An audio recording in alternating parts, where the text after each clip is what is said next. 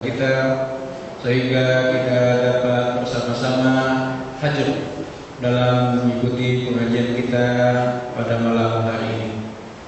Tak lupa juga salawat dan salam kita hadiahkan kehadiran junjungan kita Nabi besar Muhammad sallallahu alaihi wasallam.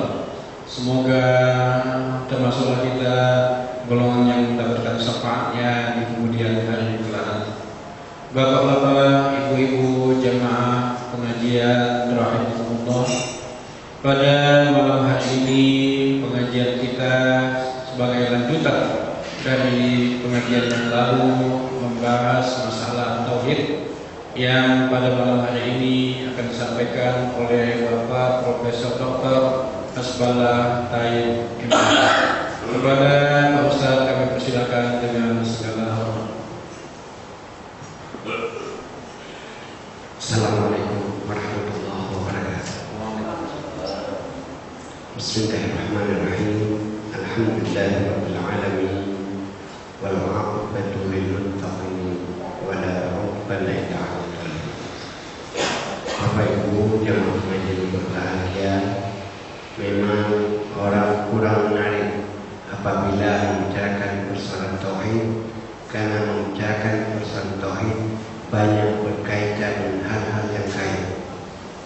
Orang sekarang kepingin yang langsung dilihat oleh indera, padahal banyak yang ada dalam diri kita tidak dapat disaksikan oleh indera, termasuk roh kita sendiri. Semua kita yakin ada roh, ada nyawa kita, tapi kalau ditanya mana nyawa, tidak ada yang bisa menunjukkan. Dan semua orang yakin kalau nyawa sudah tidak ada, dia berarti sudah mati. Beriman kepada Allah itu tidak bisa dipisahkan dari beriman kepada Rasulullah dan beriman kepada sunnatullah. Ini tidak cukup Allah saja, juga beriman kepada Rasulullah, karena kita tidak kenal dengan Allah kalau tidak disampaikan oleh Rasul. Kita tak pernah ketemu, tapi Rasul mengatakan wa huwa ma'akum aynama kuntum. Allah selalu bersamamu di mana saja kamu berada. Kenapa Allah mengatakan, Rasul mengatakan begitu dan Allah mengatakan begitu? Dengan ada satu keyakinan Allah bersama kita, maka kita pasti akan buat yang terbaik. Karena walaupun orang lain tidak melihat, pasti Allah melihat. Kalau kita yakin Allah bersama kita, kita tidak berani berbuat yang salah. Walaupun atasan kita tak melihat, Allah akan melihat. Inilah namanya semua karena Allah. Kenapa? Karena kita yakin Allah bersama kita. Cuma selama ini, kalau kita ke masjid, kita yakin Allah ikut. Waktu ke plaza, Tuhan tak ikut lagi. Maka macam-macam bisa dari di plaza, karena dia pikir Allah tak ikut ke plazanya. Sama seperti orang mengatakan malaikat tidak masuk ke kamar mandi. Itu saya bilang, siapa bilang tak masuk? Banyak yang mati di kamar mandi, berarti masuk juga malaikat maut. Siapa bilang malaikat tak masuk ke kamar mandi, tak masuk WC? Jadi siapa yang cabut mata nyawa orang sampai orang kan jadi malaikat kan? Beriman kepada Rasulullah itu tidak bisa lepas beriman kepada Allah, dan selalu beriman kepada Rasulullah selalu digandingkan dengan beriman kepada Allah. Dalam teori tafsir Al-Quran, bila ada dua kewajiban dalam satu nafas, satu rangkaian kata, beriman kepada satu, tak beriman kepada lain, dua-duanya ada hati.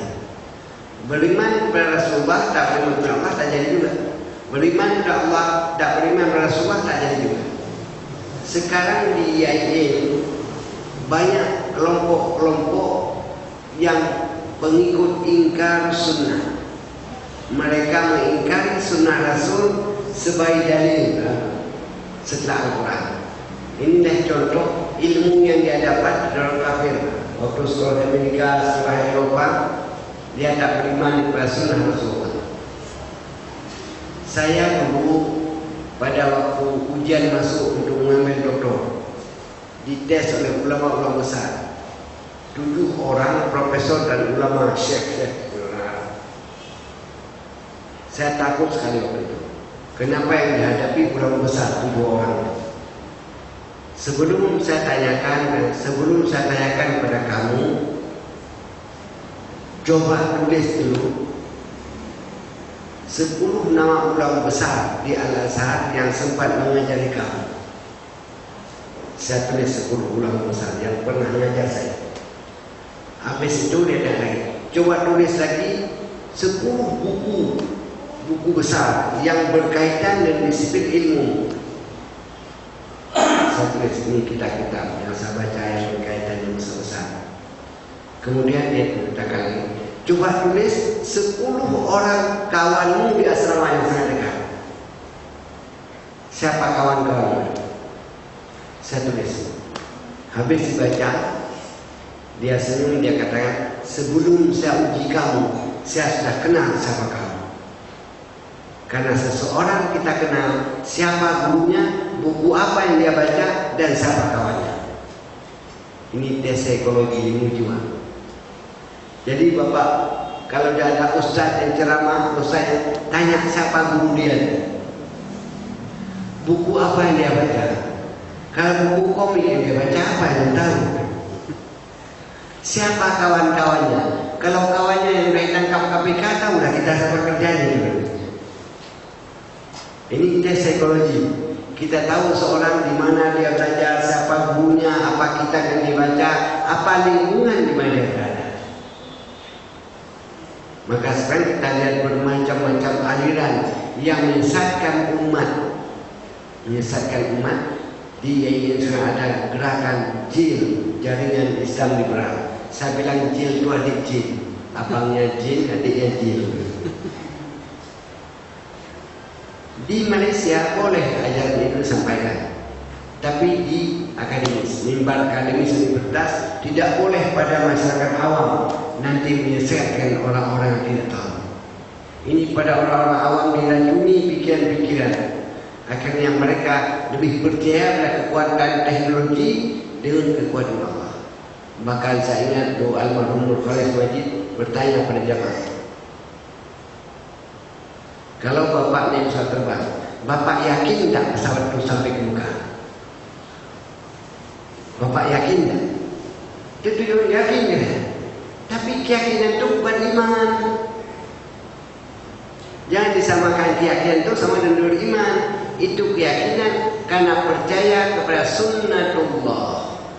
Sunnatullah adalah hukum-hukum alam. Walan tajida li sunnatillahi tabdila. Percaya pada kekuatan pesawat bisa buat muka anda sesat di jalan jauh. Jangan disamakan beriman sama dengan yakin kepada Rasulullah. Tidak sama. Walan tajida li sunnatillahi tabdila. Dalam Al-Quran ada ayat walan tajida li sunnatillahi tahwila. Sunnah Allah tak pernah berubah. Ada hukum ada hukum Archimedes. Ini sunnah Allah. Allah yang menciptakan. Jangan kita pikir kalau sudah kekuatan dan ini juga sunnah Allah. Jadi ada hukum Allah, hukum Rasulullah, ada sunnah Allah. Maka saya sering katakan, di waktu orang bergerak dan tauhid, orang tak tertarik. Kenapa? Bicara tentang wahyu, bicara tentang hal-hal yang baik. Kayak itu, maka orang kan tak bisa dibuktikan. Maka pada masa Rasulullah dahulu dibuktikan dengan mukjizat. Itu membuktikannya. Dibuktikan bagi ulama lewat karamah. Orang-orang jahat dibuktikan dengan sihir. Kan hal yang gaib semua itu. Maka banyak orang sekarang tak percaya lagi yang seperti itu. Maka dibuatlah sekarang pemahaman lewat rasional. Dan pemahaman Islam secara rasional sudah ada semenjak masa setelah wafat Rasul. Tapi di Baghdad, di Mekah tak berkembang itu. Kenapa tak berkembang? Di Mekah masih banyak hidup sahabat-sahabat Rasul yang menghafal hadis Rasulullah. Apabila ada suatu masalah, langsung Rasul, saya pernah mendengar Rasul melakukan begini, saya pernah melihat Rasul buat begini. Tapi di Baghdad tidak ada sahabat Rasul, lambat mereka sampai sana. Mereka ada masuk Islam di waktu terjadi permasalahan baru, mereka menggunakan akal pikiran karena mereka tidak punya hadis, mereka tidak hafal hadis Rasul. Maka dalam kelompok umat Islam pun dalam memahami tauhid juga ada kelompok rasional, ada kelompok yang berpegang tekstual, teks Al-Quran dan Sunnah Rasul. Salah satu kelebihan Rasul, dia memiliki wahyu. Tetapi di dalam Al-Quran, wahyu itu tidak saja diturunkan Allah kepada Rasul, tapi juga pernah diturunkan wahyu kepada manusia biasa.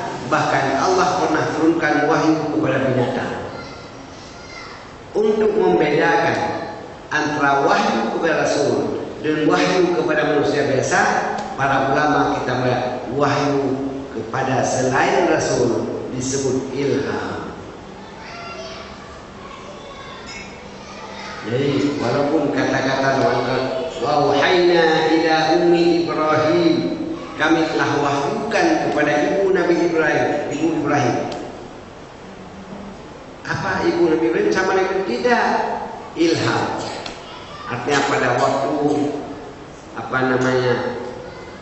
diperintahkan oleh Namrud, pada setiap perempuan yang hamil bunuh semuanya, agar tidak ada anak yang lahir yang dapat mengalahkan dia. Waktu itu ayah Nabi Ibrahim tahu dia istrinya sedang hamil. Maka dibawalah istrinya Nabi Ibrahim ke dalam satu gua. Semua diberikan mencukupi kehidupan Nabi Ibrahim dalam Al-Quran, kecukupan ibunya. Letakkan di situ anak.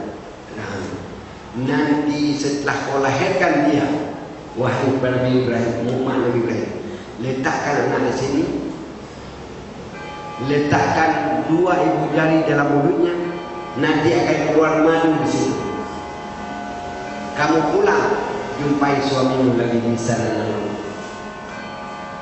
Diletakkan Nabi Ibrahim sampai Ibrahim bisa jalan, dia cari sendiri.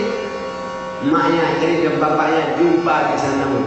Kenapa bisa? Wahyu. Demikian juga wahyu kepada ibu dari Nabi Musa alaihissalam. Berarti ada wahyu. Cuma jangan disamakan wahyu kepada Rasulullah dan wahyu kepada manusia. Bahkan dalam Al-Quran, istilah ilham yang diberi oleh Allah kepada lebah itu juga wahyu.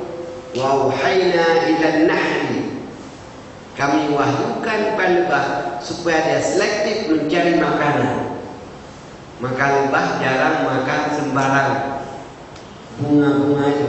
Dia pilih yang bagus, maka hasil yang dapat juga bagus. Itu dia masalah. Ini kenapa bisa lebah memilih? Tidak seperti binatang lain. Wahyu Allah.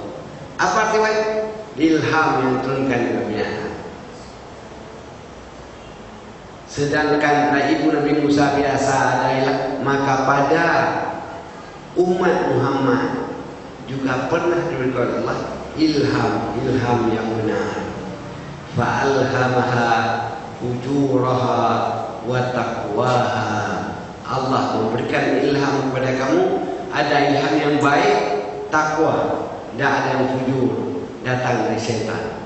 Dia memberikan waswas dalam kita. Maka untuk itu memastikan itu bagaimana? Diperlukan istikharah, tanya juga kepada Allah. Kan persoalan gaib semua ini kan. Tetapi kita melihatlah sekarang pada ulama dahulu banyak nilai-nilai karamah. Nilai-nilai karamah yang sampai sekarang susah didapat pada ulama sekarang. Pada ulama dulu ada hilang nilai-nilai karamah. Hilang yang daya. Ada guru saya masuk pencuri di rumahnya. Tidak tahu dia keluar, mudah-mudahan situ aja. Kalau masuk pencuri ke rumah kita habis dibawanya semua. Waktu pagi Ustaz itu bangun, siapnya berwudu, salat subuh dia. Siap itu disuruh masak sama istrinya, dikasih makan pada pencuri ini yang udah putar rumahnya udah tahu jalan keluar, siap kenyang dikasih uang untuk pulang. Di mana kita dapat? Ini orang yang dekat kepada Allah bukan itu. Yang pertama dalam hadis Rasul ada kekuatan yang diberikan, kekuatan firasat. Dalam ilmu filsafat dikenal telepati. Dalam ilmu agama disebut firasat. Ini orang yang bertauhid yang kuat. Contoh saya berikan firasat yang diberikan Allah kepada Umar bin Khattab. Suatu kali Rasul duduk di dekat mihrab Masjid Quba dengan Umar. Datanglah dua orang pemuda dari Mekah, pembunuh bayaran yang dibayar oleh Abu Jahal untuk membawa kembali Muhammad ke Mekah, hidup atau mati. Di waktu dua pemuda itu tiba di Masjid Nabawi, di Masjid Quba, dilihatnya Nabi dengan Umar. Satu pemuda yang bernama Umair bin Wahab duduk di luar masjid menjaga-jaga, dan Safwan masuk ke dalam untuk mengambil Nabi ke Mekah. Mulai Safwan melangkahkan kakinya masuk dalam masjid, langsung Umar mengatakan, ya Rasul, itu pemuda yang masuk itu aku kenal betul waktu aku masih di Mekah. Ini pembunuh bayaran. Dia datang kemari berniat tidak baik kepadamu. Kalau kamu takut ya Rasul, dekati aku. Suara Umar yang keras terdengar bagi pemuda yang masuk. Dia ambil dari saku bajunya besi yang dipersiapkan untuk membunuh Nabi, dia buang keluar masjid. Kemudian dia datang bertatih-tatih, duduk di depan Nabi, dia pegang tangan Nabi, dia katakan, asyhadu annaka Muhammadun Rasulullah. Aku bersaksi bahwa kamu Muhammad betul Rasulullah. Nabi Muhammad menjawab, aslamta walam tu'min. Kamu sudah muslim tapi kamu belum beriman. Kamu sudah menyerah diri karena ketahuan niatmu yang tidak bagus, tapi sebenarnya kamu belum beriman. Si Safwan tadi dengan ketakutan dia mengatakan, benar ya Muhammad, aku sudah muslim. Karena arti muslim apa? Menyerah diri, mengucap kalimat syahadat, aku sudah menyerah diri. Tapi yang ini aku tanya, dari mana Umar tahu kalau aku datang untuk mengambilmu dan membawa kembali ke Mekah? Dan memang itu tujuanku kemari. Masing-masing dengan kawanku yang di luar mendapat 1000 dinar emas dari Abu Jahal, membawa kamu kembali ke Mekah hidup atau mati. Dari mana Umar tahu? Waktu itulah Nabi menjawab, ittaqu firasatal mu'min fa innahu yanzuru bi nurillah. Hati-hati kalian kepada firasat orang yang benar-benar beriman, karena mereka tidak selamanya melihat dengan mata kepala, tapi kadang-kadang dia melihat dengan nur mata hati dan nur Allah. Ini hampir tak ada pada ulama sekarang ini. Saya berikan perumpamaan, Imam Syafi'i adalah seorang imam yang sangat kuat hafalannya. Umur 7 tahun dia hafal Quran. Umur 10 tahun dia hafal buku hadis pertama yang dikumpulkan oleh gurunya Imam Malik, Muwatta. Padahal Imam Malik pun dah hafal, tapi Syafi'i muridnya umur 10 tahun dia hafal. Tapi kemudian waktu Syafi'i sudah dewasa, sudah terkenal, terlibat dalam pemerintahan. terlibat dalam politik sekarang. Artinya sudah masuk daerah kumuh Islam. Kalau ustaz dah masuk politik, masuk daerah kumuh.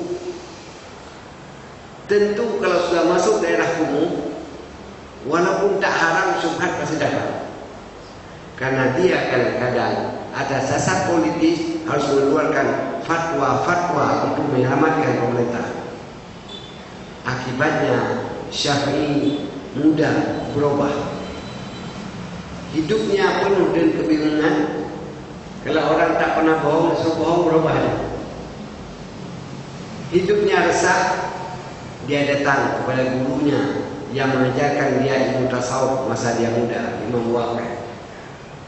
Dia mengadu, syakautu ila waqi'in an suhifdi farshadani ila tarkil ma'asi wa qala al-ilmu nurun wa nurullahi la yuhda li'asi. Aku mengadu kepada guruku Imam Waqi' karena buruknya hafalanku, resah kehidupanku. Maka dia katakan, wahai Syafi'i, ilmu yang kuberikan kepadamu tidak sasarannya pada otak, tapi ilmu itu kuberikan sasarannya kepada hati. Hati, moral dan keimanan. Wa nurullahi la yuhda li'asi. Nur Allah tidak pernah diberikan kepada orang yang suka berbuat maksiat. Semakin banyak maksiat itu, semakin tertutup hati itu dengan Tuhan. Maksiat itu bisa berkaitan maksiat kepada Allah atau maksiat kepada manusia. Itu yang sekarang. Jadi saya sering katakan tidak identik keilmuan dengan kebaikan. Tidak ada identik. Tidak ada jaminan kalau sudah ulama besar yang orang baik. Tidak ada jaminan. Karena keilmuan letak di otak, tapi hidayah letak di hati. Dulu buku-buku ulama itu tidak banyak-banyak. Sekarang banyak kali buku. Tapi kita lihat pada karakter ulama itu, pada akhlak itu jauh sekali. Yang pasti kewibawaan, muruah harga diri ulama dahulu itu yang kita berpegang kepada Tuhan itu beda dari sekarang. Kenapa? Kenapa begitu? Itulah kalau tidak ada keseimbangan di antara kebutuhan hati sanubari dengan kebutuhan harta. Saya sering katakan otak dekat sekali dengan nafsu. Otak dekat sekali dengan nafsu. Karena otak selalu berpikir bagaimana mencukupi keinginan nafsu itu. Maka apabila kalbu tidak berperan dengan zikir dengan Allah, dengan terus berpikir dengan keciptaan Tuhan, ini dia akan besar. Maka selalu kebangkitan lahir dari dorongan hati yang kuat, keimanan dan keyakinan yang kuat. Tapi di waktu berada peradaban di tingkat yang paling tinggi, ini hati ditinggalkan, mulai bermain nafsu untuk bertanya. Di waktu itulah baru hancur kembali. Bapak melihat semua peradaban jatuh kapan? Setelah tinggi sekali. Karena di waktu tinggi Tuhan ditinggalkan, naik nafsu, naik akal semata-mata. Maka dari itu kita lihat sekarang Pak, di saat-saat orang sudah resah sekarang, lahir majlis zikir di mana-mana. Ya. Kenapa majlis zikir ini lahir di kota-kota, di Jakarta? Zikir itu dulu di hotel-hotel mulia, di hotel yang bintang 5. Kalau dulu zikir itu lihat di mana? Tempat suruh. Sekarang tidak, di mana? Karena orang seperti ada keresahan di hati. Kemana aku mengadu lagi? Tidak tahu dia mengadu lagi. Di saat seperti itulah baru orang kembali kepada Allah. Jadi kita kembali pada permasalahan. Memang kalau kita bicarakan tentang tauhid, pasti membicarakan hal-hal yang gaib. dan tidak semua orang bisa mempercayai adanya yang gaib itu. Mungkin saya ada pengalaman sampai saya tulis satu buku pengalaman ini. Pengalaman tahun 2008. Waktu itu dan waktu Abdillah masih terakhir wali kota. Jadi waktu itu dia minta kantor urusan agama menata bilal jenazah. Kenapa dilihat perumahan banyak sekali, kuburan waktu itu tak cukup di Medan, apalagi bilal jenazah. Siapa yang ngurus ini? Bahkan dia kepingin bilal jenazah waktu itu dibayar gaji supaya orang mau. Oleh kantor usaha agama dipilihlah ustaz-ustaz waktu itu untuk menata bilal mayat, termasuklah saya. Saya ketemu, saya bilang saya terakhir kali aja lah Ustaz Salim masuk. Waktu saya masuk ruangan untuk memberikan bimbingan pada bilal mayat, hampir tak berani saya memberikan lagi. Kenapa? Saya melihat bilal mayat janggutnya putih semuanya. Saya tanya, Pak, Bapak berapa lama lagi di bilal mayat? 28 tahun Ustaz. Nah, saya belum pernah megang. Bapak lebih tahu, saya bilang. Rata-rata paling minimal yang di depan saya untuk ceramah ada 30 orang, minimal 20 tahun pernah di bilal mayat. Apa mau dicatat lagi, Pak? Apa mau dicatat lagi? Maka timbul pikiran saya waktu itu, kalau begitu saya tidak menata Bapak.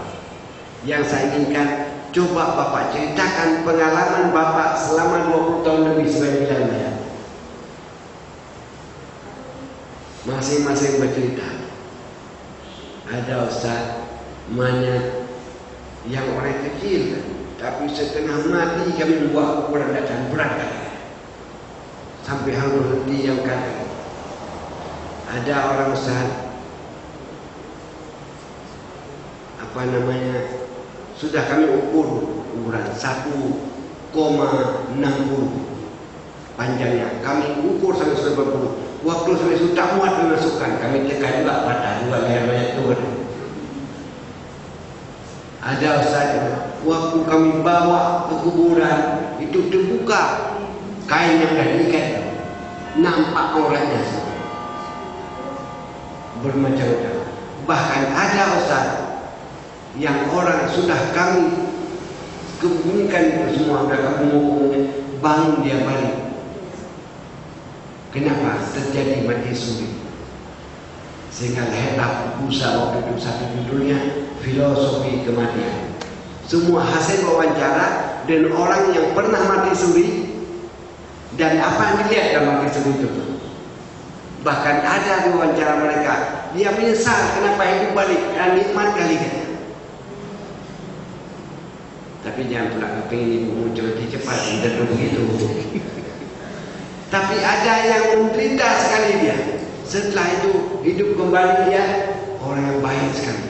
Tapi kalau sempat ada 10 orang macam dia, tuh cerita dia di PTP 4, tak ada lagi yang mentinggal di PTP 4. Kenapa ketakutan semua? Ada yang kenapa ada orang yang sudah mati, sudah sampai 12 jam. Waktu sudah dibalut semuanya, terbangun dia, terkejut semua. Kenapa sampai 12 jam? Karena menunggu anaknya pulang.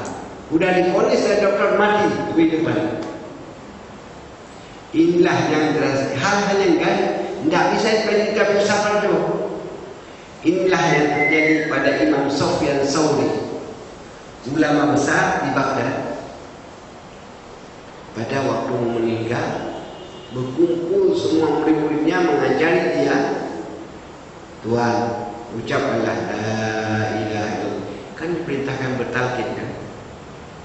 Tapi dijawab tidak.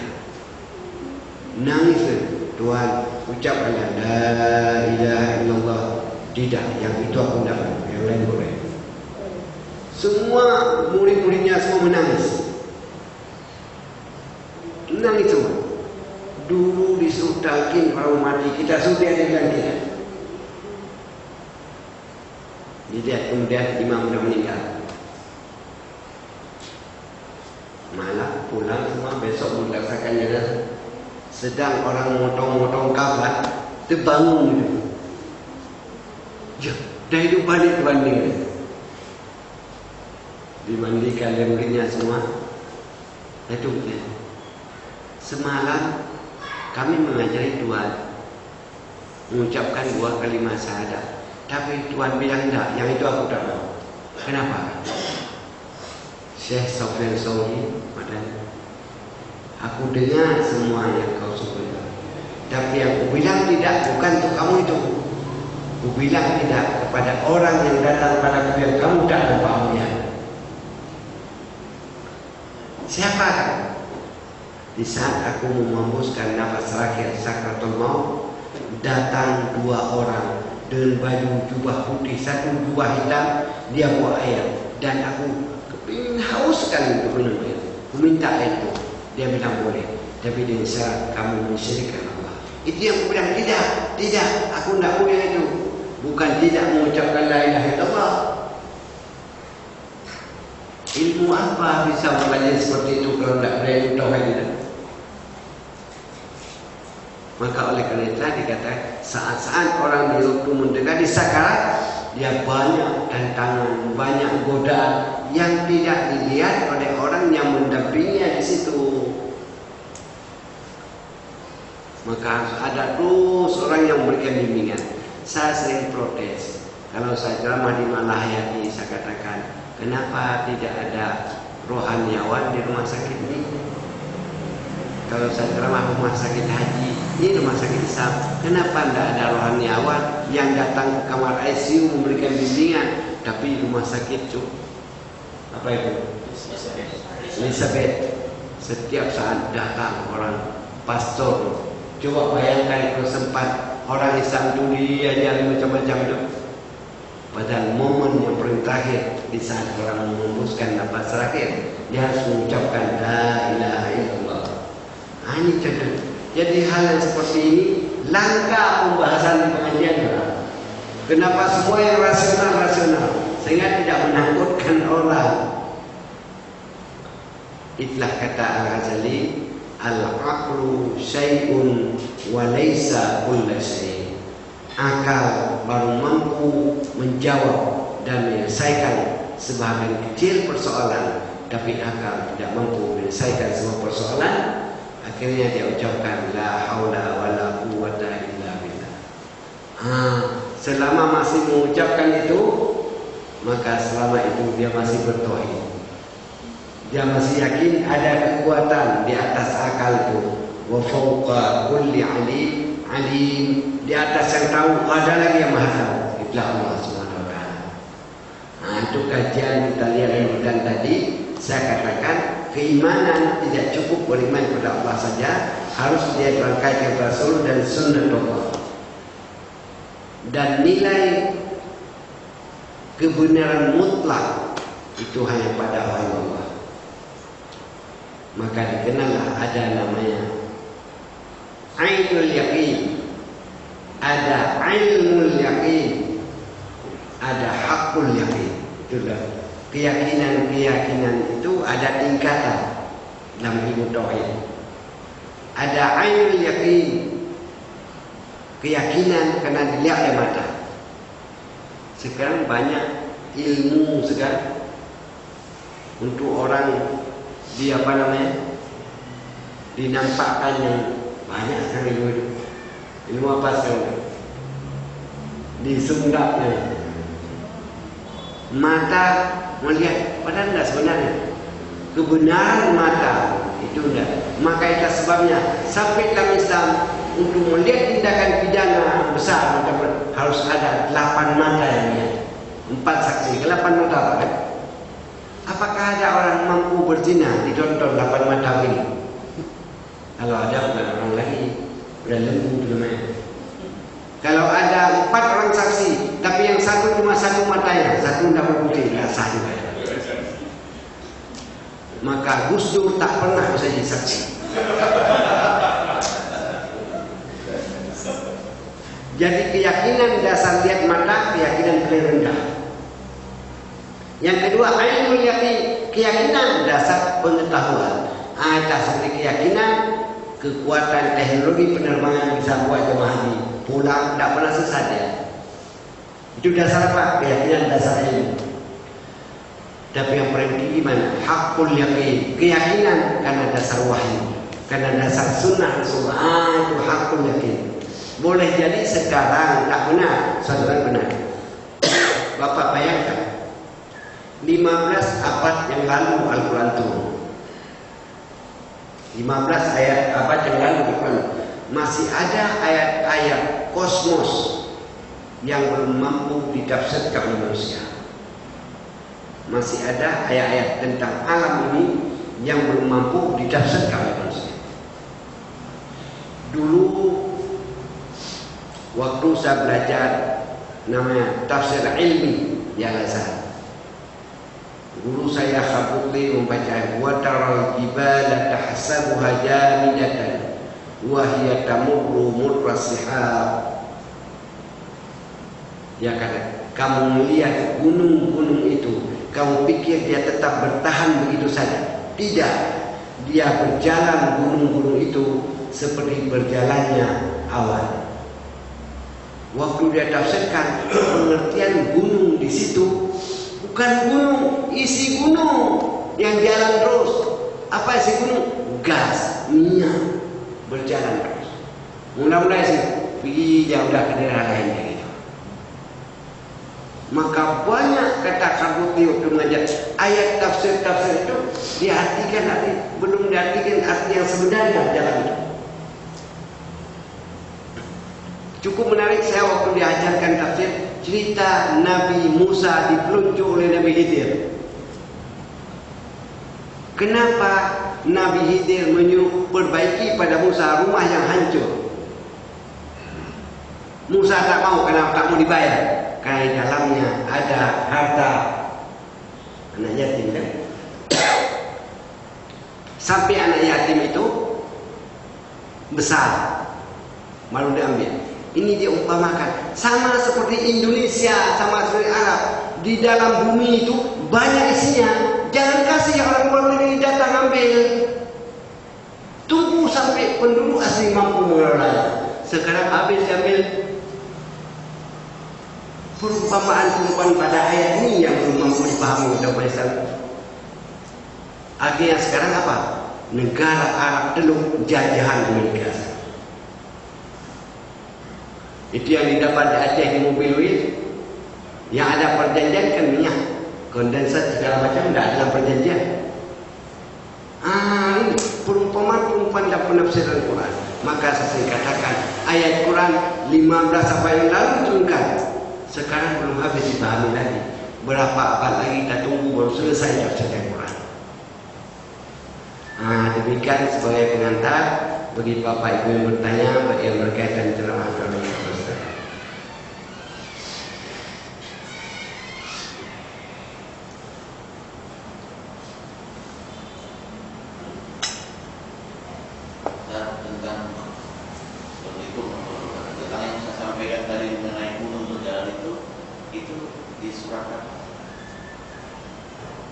Lupa, kalau tidak saya terabun lupa saya. Tapi yang saya hafal ayat itu. Wa taral jibala tahsabuha jamidatan wa hiya tamurru murras sihab. Kamu melihat gunung-gunung itu seperti berhenti begitu saja, padahal dia berjalan. Kita lihat mana berjalan kecuali sinabung dan berjalan apa? Padahal dimaksudnya itu isi dalam gunung itu. Isinya apa? Minyak, gas, lain-lain segala macam. Itu yang berjalan. Termasuk juga lahannya. Sampai ke Medan. Nah, punya sampai kemari.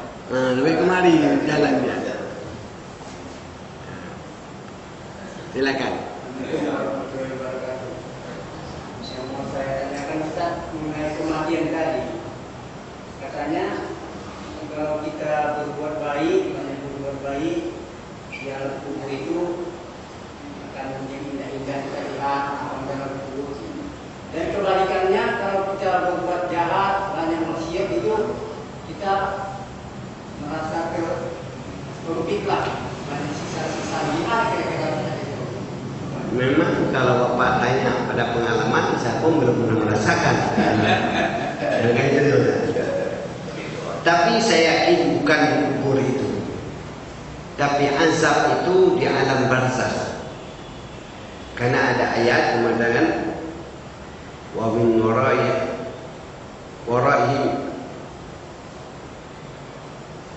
barzakhun ila yaumi yub'atsun. Di seberang alam ini kamu akan masuk ke barzakh, perbatasan sampai kamu dibangkit kembali.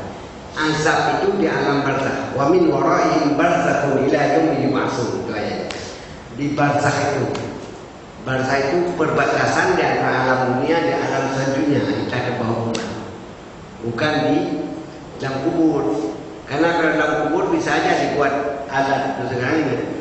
Ketahuan CCTV bisa dibuat di kubur, tapi tak ada juga kan. Pernah dibuat orang di CCTV apa kejadian bagi orang mati, tak ada apa-apa.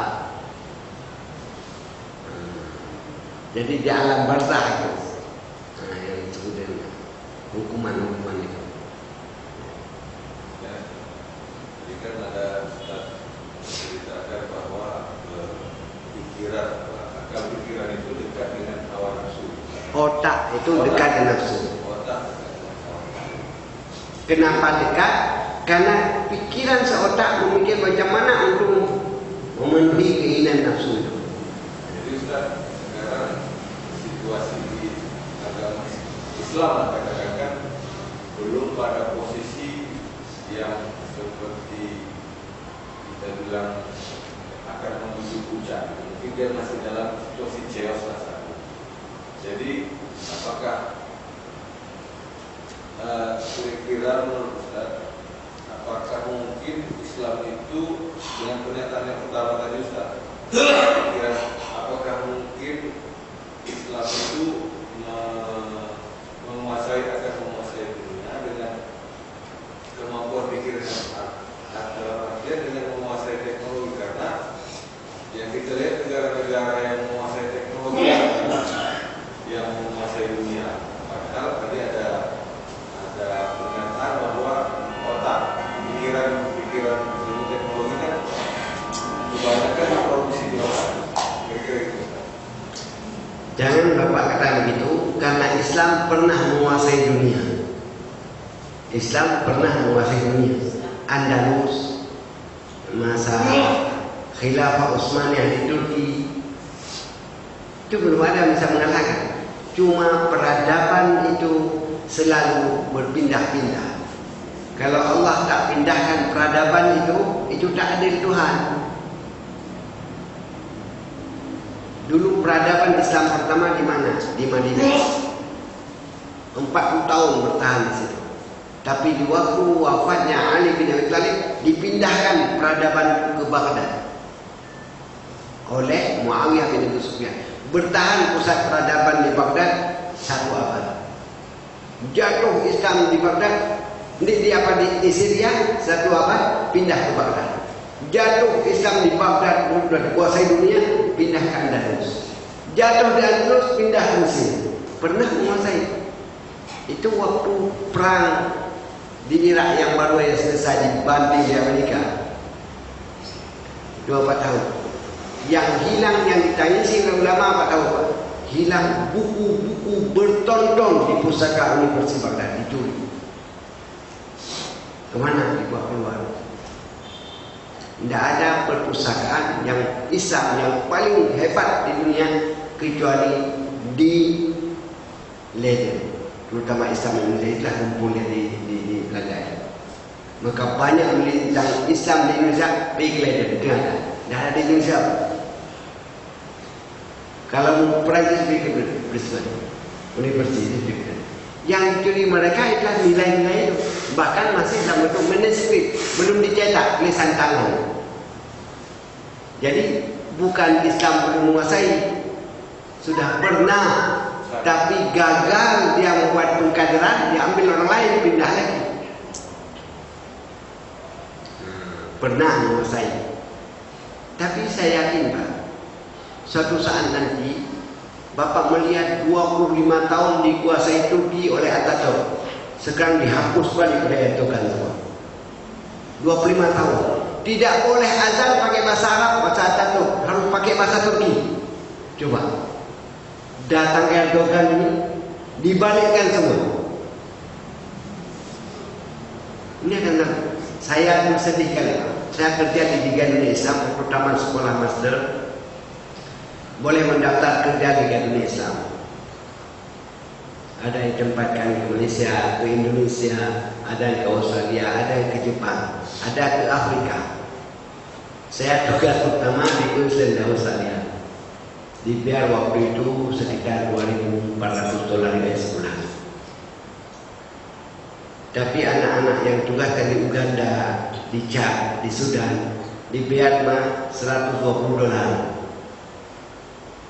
Yang ditugaskan di Jepang $5.000 sebulan. Jadi anak-anak Afrika protes. Kenapa yang di Jepang itu $5.000, kami cuma $120? Apa jawab Syekh Ali Harakat, Sekjen Dewan Tangasan? Kalau masuk satu lisan di Jepang itu lebih berharga daripada 1.000 masuk ke Afrika. Mu'alam Tuhan atau apa-apa katanya. Itu cakapnya lebih keras kan. 1.000 masuk di Afrika, udah itu capek lagi aku sekolahkan dia, kasih makan lagi. Tapi satu masuk profesor, masuk orang Jepang kan berapa nilai? Dia $10.000, $10.000. Berarti kenapa? Nilai ilmunya aja menjadikan. Maka kita lihat di samping kebutuhan hidup orang tinggal di Tokyo waktu itu sebagai dai lebih besar dibanding tinggal di Afrika, apalagi tinggal di daerah Bangladesh sana kan, mungkin $50 Jadi bukan Islam pernah menguasai, tapi akibat pemberontakan, akibat penjajahan ini semua menjatuhkan peradaban kita. Disebabkan juga mungkin raja Islam itu Ustaz sudah bermaksiat barangkali. Ya, nah itu penyebab jatuh Islam di Baghdad tadi. Jadi di saat seseorang sudah menjadikan kekayaan jabatan sebagai tujuan hidup, berdosa. Sedangkan Islam itu alat untuk bisa menghidupkan, bukan tujuan hidup.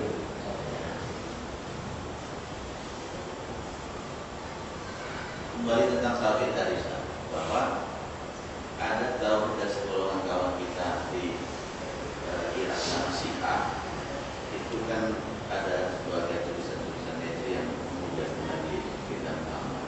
Apakah fisik dia di dalam keislaman? Kalau sudah mengingkari Muhammad itu sudah keluar Islam, karena itu rukun iman yang kedua setelah Allah dan Rasulullah. Kalau itu pun saya dihujatkan, nanti saya tidak mengakui. Di mana kita kenal Allah kalau tidak oleh Rasulullah? Kita tak kenal pun Quran kalau tidak Rasulullah juga. Kita terima oleh Muhammad. Ini bapak udah mau tanya. Pak Amir. Ini Pak Ustaz, saya kembali ke tauhid tadi. Kan ada tingkatan tauhid ainul yakin, ada tauhid Ilmul yakin sampai hakul yakin. Betul yang terakhir. Yang menjadi persoalan sekarang dalam dakwah kita, dalam berdialog dengan orang-orang yang masuk dalam Islam, kita selalu berargumen bahwa Islam itu adalah agama yang logik, agama yang bisa diterima akal. Nah, dengan tiga tingkatan ini saya berkatakan, mereka selalu akan mengatakan kalau berbicara masalah agama, berbicara masalah keyakinan, jangan bawa akal. Maka kita pada saat dialog yang berhubungan dengan masalah trinitas, dengan keesaan yang tunggal kita yang tanpa apa-apa, kita tidak pernah bisa berhasil meyakinkan mereka dengan konsep itu. Itu berbicara pada persoalan akal, jangan bawa ke sini. Karena itu sesuatu yang tidak bisa dilogikkan.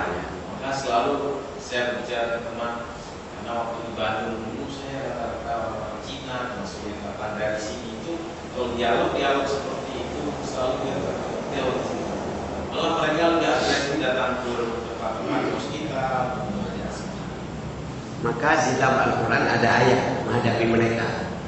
Ud'u ila sabili rabbika bil hikmati wal mau'izatil hasanati wajadilhum billati hiya ahsan.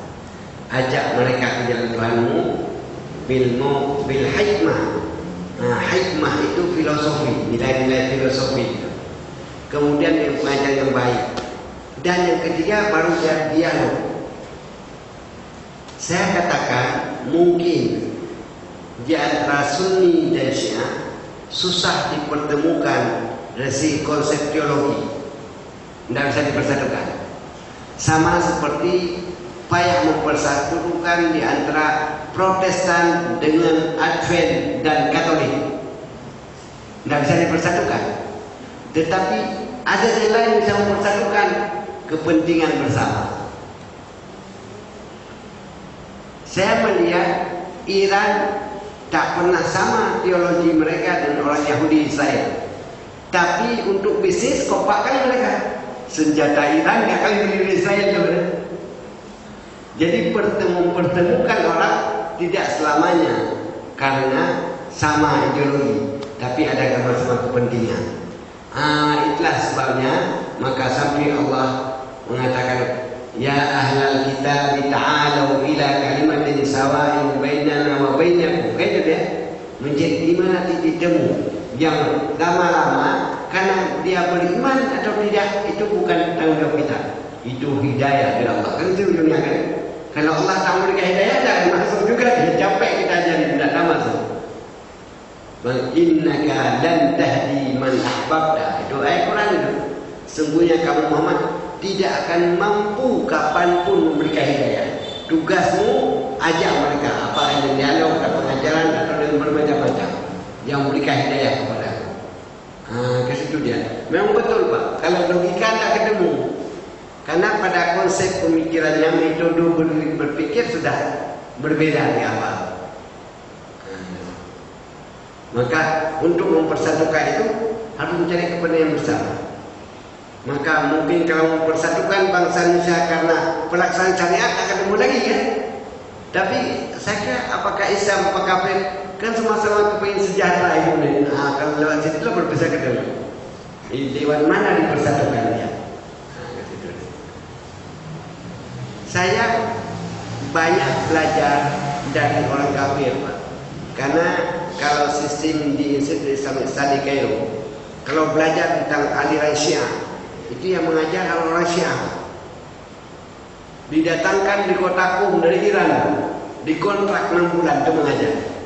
Karena kalau yang mengajarkan Syiah bukan orang Syiah, kerjanya bukan Syiah, cerita yang maki-maki Syiah aja kerjanya. Waktu mempelajari tentang gerakan orientalis, itu didatangkan terus dari Eropa bukan Islam ya. Tapi hafal Quran itu luar biasa. Hafal Quran, hafal yang kita tak tahu dia tahu. Akhirnya kami dia, kenapa anda masuk Islam aja? Bapak lebih ahli kami. Saya belajar Islam bukan soal pandangan hidup. Saya belajar Islam soal nilai ilmiah kita. Nanti mungkin aku masuk Islam juga setelah mati kakekku yang mengenal aku kecil. Itu dia jawabnya itu. Jadi keilmuan itu bukan milik orang Islam. Itu hak universal, siapa aja bisa. Mana ada lawan senang orang di Indonesia Pak? Yang berubah namanya Abdul Ghafur di Mekah, dirubah namanya tulisan di Haji biar orang percaya. Padahal dia tidak Islam kan? Itu memang susah. Kalau jangankan mempersoalkan lewat akidah, mempersoalkan metode berpikir yang berbeda. Maka Ustaz, saya katakan selalu ribut Ustaz berbeda dua. Pertama beda pendapat, kedua beda pendapatan. Seluruh itu. Itu yang bikin ribut betul sama. Ada yang beda pendapat, ada yang beda pendapatan. Ribut juga ya. Baiklah kita akhiri doa. A'udzubillahi minasyaitonir rajim. Bismillahirrahmanirrahim. Alhamdulillahirabbil alamin hamdan yu'abbi ni'amahu wa yukafi mazidah. Ya Rabbana lakal hamd kama yanbaghi li jalali wajhikal karim wa 'azimi sultan. اللهم اغفر لنا ذنوبنا ولوالدينا وارحمهما كما ربيانا صغيرا اللهم علمنا ما لم نعلم واجعلنا من عبادك العاملين المخلصين ربنا آتنا في الدنيا حسنة وفي الآخرة حسنة وقنا عذاب النار والحمد لله رب العالمين. السلام عليكم ورحمة الله وبركاته. Demikianlah tadi pengajian kita masih membahas masalah tauhid yang telah disampaikan secara panjang lebar oleh Bapak Ustaz Profesor Dr. Taib. Mudah-mudahan apa yang disampaikan tersebut dapatlah menambah iman kita kepada Allah Subhanahu wa taala, dan untuk pengajian selanjutnya tentu kita akan membahas masalah tauhid lagi lebih dalam. Mudah-mudahan Allah meridhai apa yang kita ajarkan, dan kepada Pak Ustaz kita ucapkan terima kasih. Pengajian kita tutup dan mengucapkan alhamdulillahirabbil alamin. Assalamualaikum